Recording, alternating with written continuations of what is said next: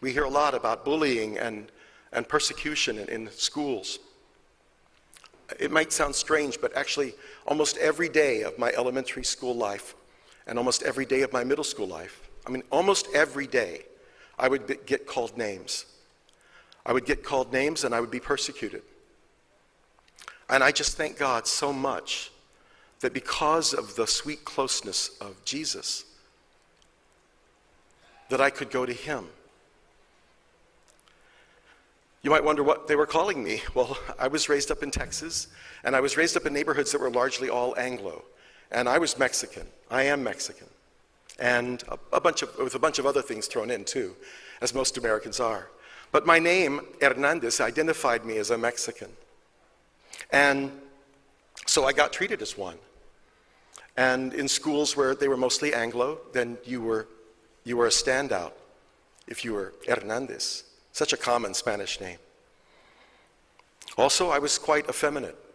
I didn't realize I was, but everybody said, hey, you walk like a girl, you talk like a girl, you do this like a girl, you do that like a girl. And boy, I was like really, made me self-conscious and made me wonder, what was I? What was I? But I'm so grateful to Jesus. Because when I went and asked him, well, Jesus, what do you think? Do you think I should change the way, just like get in the mirror and change the way I walk and change the way I talk and change the way I do things? And I was so flabbergasted by his answer. He said, no, Mark, just be yourself. Just be yourself. Because if you worry about how you walk and how you talk and how you look and how, you're going to go crazy. Just be yourself. Think about it, he said. He said, people that have to go around calling other people names, bullying other people, have probably been bullied themselves, have probably had someone calling them names, someone denigrating them, and they don't know how to deal with it. And what they're doing is passing it on to you. He asked me to please forgive them. He asked me to pray for them. And I did.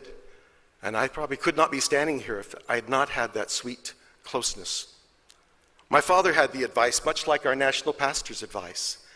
He said, son, they call you Mexican, you show them your excellence. You show them excellence inside and your excellence outside. And so that became my thing. I really wanted to show people that you can't pigeonhole someone. You can't put someone in some kind of classification because they're Hernandez or because they're black or because they're Asian or whatever. Or because they're a unificationist or a Mooney, right? And I had the privilege in 6th grade, I was the first Mexican American to be the narrator of the Christmas pageant. Well, it was a big thing to narrate the Christmas pageant with all the singing and the angels dropping down and all that stuff. But I was the narrator of it, and I took it to heart and did my best. And as I was coming down the steps of the stage, and my dad had not been able to come because my dad was working 2 jobs to provide for us what most people made with 1 job. My dad worked 16 hours a day for almost 30 years to provide for our family. But a Mexican-American gentleman came out and he walked up to me, and tears were just coming down his face, just pouring down his face. And he said, that was beautiful, that was wonderful. And I thought, well, maybe he got overcome by the message or something. But he said, you showed them, you showed them. You showed them.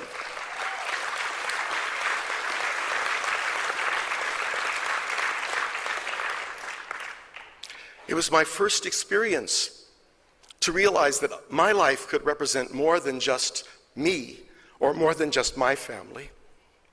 That our lives could represent much more. And that people were looking at me.